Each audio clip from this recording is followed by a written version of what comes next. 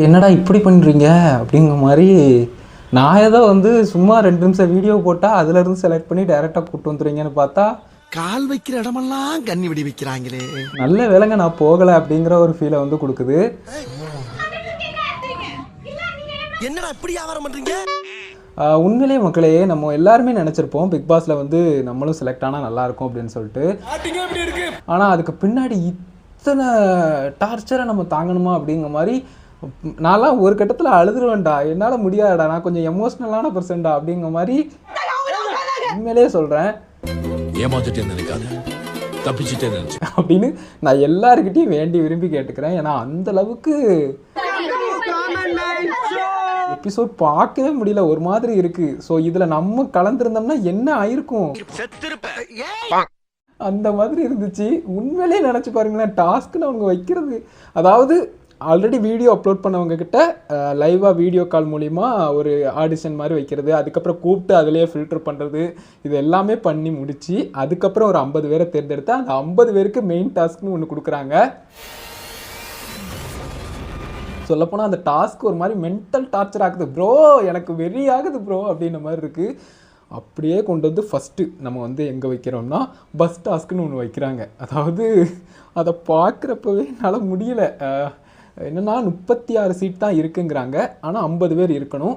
இது லைக் போன சீசனில் இந்த காருக்குள்ளே இருக்கணும்னாங்களே அந்த மாதிரி டாஸ்க் தான். உள்ளே இருக்கிற வரைக்கும் இருக்கலாம் அப்படின்ற மாதிரி மேக்ஸிமம் அந்த பஸ்ஸர் அடிக்கிற வரைக்கும் இருக்கிறாங்க. அதுக்கடுத்து இன்னொரு டாஸ்க்கு, அதாவது சேர் டாஸ்க்கு. சேர் டாஸ்க்லாம் எனக்கு பார்த்த உடனே எம்மா கதி கலங்கிருச்சு. ஃபஸ்ட்டே எடுத்து உட்கார்ந்தோம்னா உண்டு, இல்லைன்னா நம்ம பாட்டு வீட்டுக்குனாலும் கிளம்பிடும்.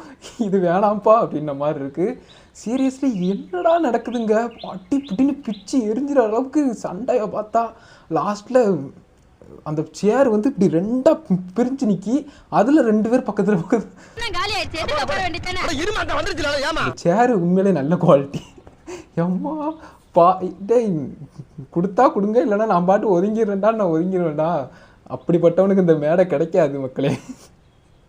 நல்ல வேலை நான் வந்து அப்ளை பண்ணி உள்ளே போகலை அப்படின்ற மாதிரி. நான் அப்ளையே பண்ணணும்னு எனக்கு லைட்டாக ஆசை இருந்துச்சு, ஆனால் நான் பண்ணலை. சீரியஸாக சொல்லணும்னா உங்களே எத்தனை பேர் பண்ணீங்கன்னு தெரில. பண்ணியிருந்தால் இந்த மாதிரி டாஸ்க்குள்ளெல்லாம் வரும்போது நீங்கள் எப்படி ஃபீல் பண்ணியிருப்பீங்க, எப்படி அந்த இடத்துல ப்ளே பண்ணியிருப்பீங்க அப்படிங்கிற உங்களுடைய கருத்துக்களை கமெண்ட்ஸில் சொல்லுங்கள். ஸோ இதெல்லாம் ஒரு பக்கம் போக, இன்னொரு பக்கம் மாயா பயங்கர பில்டப்பு. மாயா ஸ்குவாட் ஆசம்பிள். யார் பாது க்ரௌடு? அவங்க வந்து ஏதோ பிக் பாஸே கண்டுபிடிச்சது நான் தாங்கிற அளவுக்கு ஆட்டிடியூட். நீங்க ஏன்ட்ட எதுவுமே கேட்க முடியாது, நான் தான் சொல்லணும். நான் எனக்கே இப்படி இருக்கிறான், எனக்கே நானே இப்படி ஃபீல் பண்றேன்னா அப்படின்ற மாதிரி விவரம் தெரிஞ்ச என்னவே வச்சு செஞ்சாங்க. தானிக்கு நீங்க இருந்தப்ப மட்டும் அறுத்து தள்ளிட்டீங்க. விவரம் தெரிஞ்ச என்ன அப்படியே அறுத்து தள்ளிட்டாலும் சரி ஓகே, அதெல்லாம் ஒரு பக்கம் போகுது. மாயா ஆட்டிடியூட் காட்டினதெல்லாம் ஒரு பக்கம் எனக்கு உண்மையிலே காண்டாக தான் ஆச்சு. அதுக்கு அடுத்து உள்ளே வந்துட்டு சொல்லும்போது எனக்கு உண்மையிலே அந்த திருநங்கை வந்து பேசுகிறப்போ, அதாவது அந்த பாயிண்ட் நான் பேச விரும்பலை, அந்த சிஸ்டர்ஸ் கடையில் நடந்தது. பட் நான் வந்து இந்த பிரதர் வந்து ஒருத்தங்க பேசினாங்க இல்லையா, அதாவது வந்து அதாவது அவர் முழுக்க ஒரு ஆண் பசங்க கிட்ட பேசுகிற மாதிரி தான் அவங்க கிட்ட பேசினாங்க. உண்மையிலே எனக்கு வந்து நான் எப்போவுமே தோணக்கூடிய ஒரு விஷயம், திருநங்கைகள் வந்து என்ன சொல்கிறது, அவங்க வந்து ஒரு பெண் தான் அப்படிங்கிற மாதிரி தான் அவங்களும் உணர்த்த நினைப்பாங்க. மெஜாரிட்டியாக நானும் வந்து எல்லா திருநங்கைகள்கிட்டையும் வந்து பார்த்தீங்கன்னா நான் வந்து ஒரு பாயை ட்ரீட் பண்ணுற மாதிரி ட்ரீட் பண்ண மாட்டேன். பட் அவர் கம்ப்ளீட்டாக எனக்கு அப்படி சாரிப்பா அப்படின்னு சொல்கிறதோ, இல்லை அதுக்கு முன்னாடி பேசின டாக்கோ எல்லாமே வந்து கம்ப்ளீட்லி ஒரு மேல்கிட்ட பேசுகிற மாதிரி தான் இருந்தது. உண்மையிலே சொல்கிறேன், அவருக்குன்னு மட்டும் இல்லை உங்கள் எல்லாருக்கிட்டையும் சொல்கிறேன், எந்த திருநங்கையும் அவங்கள வந்து ஒரு பாய் மாதிரி ட்ரீட் பண்ணுறதை விரும்ப மாட்டாங்க. நான் பார்த்த வரைக்கும் மோஸ்ட்லி அந்த ஃபீமேல் இருக்கக்கூடிய திருநங்கைகள் எல்லாரும் அவங்கள வந்து அக்கான்னு சொல்லி பாருங்கள், அவங்கள வந்து வாமா போமான்னு சொல்லி பாருங்கள், அவங்கக்கிட்ட அன்பாக பேசி பாருங்கள். உண்மையிலேயே நல்லா பேசுவாங்க, நல்ல ஒரு இது தெரியும் அவங்கக்கிட்ட, ஒரு வைப் தெரியும், நல்லா இருக்கும் அவங்கக்கிட்ட பேசும்போது. ஏன்னா நான் நிறைய டைம் அந்த மாதிரி பேசியிருக்கேன். அதே மாதிரி அந்த அக்காட்ட கேட்குறப்போ, அதாவது நம்ம முனியம்மா அக்காட்ட கேட்குறப்போ மாயா வந்து இந்த மாதிரி செலக்ட் பண்ணாங்கல்ல, முனியம்மா அக்கா வந்து கம்ப்ளீட்டாக வந்து அப்போ அவங்கள கற்று விட்டுட்டு நம்ம உட்கார முடியாது. கேமில் ஆடுறேன், ஆனால் என்னால் முடிஞ்ச எஃபர்ட் தான் நான் போட முடியும். அதே மாதிரி ஒருத்தங்களை காயப்படுத்தி நான் வந்து இது பண்ணக்கூடாது. ஏன்னா அவங்க மண்டை மேலெலாம் ஒருத்தங்க மேலே உட்காந்தாங்க. அது உண்மையிலேயே அவங்களுக்கும் கஷ்டமாக இருந்து அப்படியே விலகியிருக்காங்க. அதுக்கப்புறம் வந்து மாயா சொல்கிறப்போ அந்த மாதிரி அது நம்மளுக்கு என்ன இருக்கோ அதுதான் நடக்கும். என்ன இருக்கோ அதுதான் கிடைக்கும் அப்படின்ற மாதிரி சொன்னோடனே எனக்கு உண்மையிலேயே ரொம்ப எமோஷ்னலாக இருந்துச்சு. அவங்க அதுக்கப்புறம் அழுது வச்சது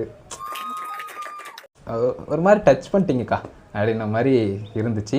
அண்ட் மோஸ்ட்லி அந்த கண்டஸ்டன்ஸில் வந்து எனக்கு இப்போதைக்கு வந்து பார்த்தீங்கன்னா ஒரு சில முகங்கள் கொஞ்சம் கொஞ்சமாக தெரிய ஆரம்பிச்சிருக்கு. கமெண்ட்ஸில் சொல்லுங்கள் உங்களுக்கு யார் ஃபேவரட்னு சொல்லிட்டு, எக்ஸப்ட் முனியம்மாக்கா. ஏன்னா முனியம்மாக்கா எல்லாருக்கும் ஃபேவரட்டாக இருக்கிறதுக்கு வாய்ப்பு இருக்கும். ஏன்னா இதுக்கு முன்னாடியும் காணொலி வெளியிட்டிருக்கேன், இப்போவும் சொல்கிறேன். இதெல்லாம் ஒரு பக்கம் நடக்க, இன்னொரு பக்கம் அப்படியே வந்து பார்த்தீங்கன்னா நம்ம வந்து ஜட்ஜஸை இன்ட்ரடியூஸ் பண்ணலாம் அப்படின்னு சொல்லிட்டு இன்ட்ரடியூஸ் பண்ணுறாங்க. ஸோ செலக்ட் பண்ணுறதுல வந்து ஒரு சின்னதாக ஒரு மாதிரி வந்து பார்த்தீங்கன்னா ஃபில்டர் பண்ணுற மாதிரியே காட்டிட்டு லாஸ்ட்டில் வந்து பார்த்தீங்கன்னா யாரையும் அழ வச்சு வெளியே போகிற மாதிரி காட்டலை. ஸோ ரிட்டர்ன் கிஃப்டா? ஆனால் ஒரு எவிக்ஷன் மட்டும் வந்து பார்த்தீங்கன்னா எனக்கு கொஞ்சம் அன்ஃபேராக தோணுச்சு.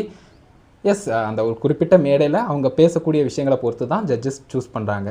ஆனால் என்ன சொல்கிறது, இதில் வந்து கிராமத்தில் ஆட்கள் சிட்டி ஆட்கள் அப்படின்னு சொல்லிட்டு நான் பிரிக்க விரும்பலை. ஆனால் அந்த குறிப்பிட்ட நேரத்துக்குள்ளே ஒரு சாமானியர்கள்கிட்ட என்ன ஸ்பெஷல் டேலண்ட் இருக்குங்கிறத பார்த்து தான் நீங்கள் எடுப்பீங்களா அப்படிங்கிறது ஒரு பக்கம் டவுட் இருக்குது. இன்னொரு பக்கம் கண்டென்ட் கொடுக்குற மாதிரி இருக்கணும், ஏதாவது ஒன்று பண்ணுற மாதிரி இருக்கணும் அப்படிங்கிறது அஸ் ஆடியன்ஸாக உண்மையிலேயே தோணக்கூடிய ஒரு விஷயம். நான் சொல்கிறேன், கேள்வி கேளுங்க பதில் சொல்லுங்க அப்படின்னும் போது ஸோ அப்படிங்கிறப்போ அந்த எவிக்ஷன் வந்து ஓகே அப்படின்ற மாதிரி தோணுது. ஆனால் உண்மையிலேயே அவங்கள மாதிரி தான் நானும் கூட லைக் அந்த எவிக்ஷன் ஆனாங்க இல்லையா மோனிகாங்கிறவங்க, நல்ல என்டர்டெய்னராக இருப்பேன். உண்மையிலே வந்து ஒரு ஃப்ரீ ஃப்ளோவாக பேசுகிறதுக்கு ட்ரை பண்ணாங்க, பட் முடியலை. அவங்க கொஞ்சம் எமோஷ்னலாகவும் ஆனாங்க. நீங்கள் ரொம்ப சென்சிட்டிவாக இருப்பீங்களோன்னு எனக்கு தோணுது. ஐ ஆம் an emotional person. இங்கே எத்தனையோ பேர் இந்த மாதிரி என்னைய மாதிரி சும்மா இருந்துக்கிட்டு இருக்காங்க. அப்படி இருக்கிறதுக்கு இல்லாமல் நீங்கள் ஆர்ஜி ஆகணும் விஜய் ஆகணும் ட்ரை பண்ணி கொஞ்சம் முன்னாடி போயிருக்கீங்க. அது நல்ல விஷயந்தான் அப்படிங்கிறத நான் பாராட்டிக்கிறேன். அதே மாதிரி கண்டிப்பாக வந்து பார்த்தீங்கன்னா உங்களால் முடியும், ஓகேவா? ஏன்னா அவங்க இடத்துல என்னையை வந்து ஃபீல் பண்ண முடிஞ்சுது. அந்த ஏதாவது கொஞ்சம் வந்து பேச ஆரம்பித்தாலே கொஞ்சம் எமோஷ்னல், ஆட்டோமேட்டிக்காக எமோஷ்னல் ஆகிற மாதிரியான ஒரு டைப் தான் நான் வந்து. ஸோ அப்படிங்கிறப்போ எனக்கு கொஞ்சம் கஷ்டமாக இருந்துச்சு. அந்த எப்போவுமே இந்த மாதிரி தான் போரிங்காக பண்ணுவீங்களா அப்படின்னு சொல்லிட்டு ஓவியாலாம் கேட்குறப்போ எப்போதுமே இப்படி தானா போரிங்கான ஆன்சர்ஸ் தான் சொல்லிட்டு என்னம்மா நீங்களும் இப்படி கேட்டிங்களே அப்படின்ற மாதிரி இருந்துச்சு. பட் ஸ்டில் ஒரு மாதிரி game is part of game, something அவங்க எக்ஸ்பெக்ட் பண்ணுறாங்க. அப்படிங்கிறப்போ ஃபஸ்ட்டு கண்டஸ்டன்ட் வந்து ஹலோ மக்களே வணக்கம், என் பேர் தனீஸ்வரன். கிராம சைட்லேருந்து வந்தவர் தான். அவர் ரொம்ப வெகுளியாக வந்து பார்த்தீங்கன்னா ஸ்ட்ரைட் ஃபார்வர்டாக ஆன்சர் பண்ணார். ட்ரை பண்ணியிருக்கீங்களா? அழகா இருக்க பொண்ணு லவ் பண்ணியிருக்கலாமோ அப்படின்னு சொல்லி அதில் ஒரு சில விஷயங்கள் வந்து கொஞ்சம் அதாவது அடிமைப்படுத்தி இருக்கிற மாதிரி ஒருத்தங்க கிட்ட வேலை பார்க்கணும்னு எனக்கு பிடிக்கல வைக்கலன்னு சொன்னோடனே ஆரி வந்து அதுக்கு தகுந்த மாதிரி ஒரு சில பாயிண்ட்ஸ் கொடுத்தாரு. ஆட்டுக்கு ஒரு நியாயம் உனக்கு ஒரு நியாயமா என்ன தடீஸ்வரன்? பட் ஸ்டில் அவர் ஓவரால் வந்து பார்த்தீங்கன்னா கொஞ்சம் துருத்துருன்னு இருக்காரு, கொஞ்சம் பேசுகிறாரு, அழப்போறான்னு நினைக்கிறேன். இப்பெல்லாம் அமைதி அழுக மாட்டேன், அங்கேயும் இங்கேயும் ஓடுறாரு வாடுறாரு, அந்த குடத்தை பல்ல கடிச்சு இப்படி டான்ஸ் பண்ணது. ஸோ அதெல்லாம் கொஞ்சம் யூனிக்காக தெரிஞ்சது அப்படின்னு சொல்லலாம். அவர் வந்து எல்லாமே ஓப்பன் டாக்காக நல்லா பேசுகிற மாதிரி தோணுது. கொஞ்சம் கண்டென்ட் கிடைக்கும்னு நினச்சாங்களா என்னன்னு தெரில. நான் வந்து ஹோல்ட் தான் பண்ணுவாங்கன்னு நினச்சேன் சீரியஸ்லி அவர் வந்து. பட் டேரெக்டாகவே குவாலிஃபை பண்ணிட்டாங்க. ஸோ இந்த விஷயங்கள் தான் நடந்துச்சு. நான் சீரியஸ்லி பார்க்குறதுக்கு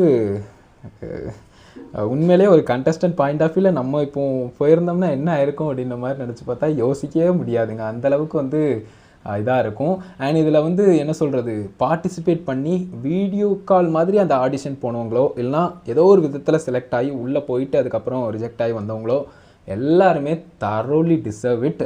நீங்கள் வந்து சாமானியர்களில் ஒரு முக்கியமானவங்களாக போயிருக்கீங்க அப்படிங்கிறத ஞாபகம் வச்சுக்கோங்க. ஈவன் வீடியோ அப்லோட் பண்ணவங்க கூட என்னை விட பெட்டர் தான். ஏன்னா அட்லீஸ்ட் நீங்கள் ட்ரை பண்ணியிருக்கீங்க. எத்தானாலும் பார்த்துக்கலாம், பிக் பாஸ் போகிறதுக்கான என்ன எனக்குள்ளே இருக்குது அப்படிங்கிற மாதிரி ட்ரை பண்ணியிருக்கீங்க இல்லையா? Hats off to you guys. And இதை தான் நான் சொல்லணும்னு நினச்சேன். எனக்கு உண்மையிலே இந்த எபிசோட் பார்க்குறப்போ ஒரு சில விஷயங்கள் தப்பாக தோணுதுனாலும் ஒரு சில விஷயங்கள் நல்லா இருந்துச்சு, பிடிச்சிருந்துச்சி. அதை உங்கள்கிட்டையும் தெரிவிக்கலாம் அப்படின்னு நினச்சேன்.